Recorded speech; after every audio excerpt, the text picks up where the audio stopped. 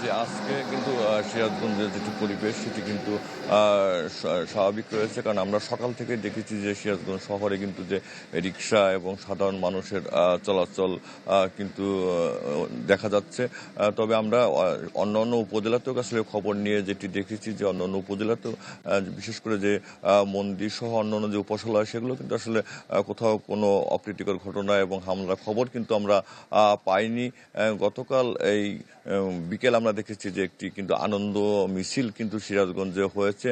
তারপরে আজকে আমরা বিভিন্ন উপজেলা এবং বিভিন্ন সড়ক আসলে ঘুরে দেখেছি যে মানুষ কিন্তু আবারও ঘর থেকে বের হয়েছে এবং রিক্সা চলাচল অন্যান্য যানবাহন চলাচলও কিন্তু চলছে। গত দুদিন আগে সিরাজগঞ্জে যে একটি সংঘর্ষ হামলা ঘটনা হতাহতের ঘটনা ঘটেছিল, তারপরে কিন্তু আর কোনো ধরনের হামলা এবং সংঘর্ষ খবর কিন্তু আমরা আসলে পাইনি। আমরা যেটি দেখেছি, যদি আপনি দেখায় যে আমরা ঠিক শহরের একটি বাহিরগোলা সড়কে রয়েছে, আপনি দেখতে পাচ্ছেন যে গত কয়েকদিন কিন্তু শহরে মানুষজনের চলাচল কম থাকলেও আজকে সকালে কিন্তু মানুষ বের হয়েছে এবং অনেক শিক্ষার্থীকে আমরা দেখেছি যে তারা সে বের হয়েছে এবং রিক্সা চলাচলও করছে। এবং আমরা কথা বলেছিলাম এখানে বিএনপি সাধারণ সম্পাদক সহ অন্যান্য রাজনৈতিক দলের নেতৃবৃন্দ, তারা কিন্তু সবাইকে শান্ত থাকার কথা বলেছে।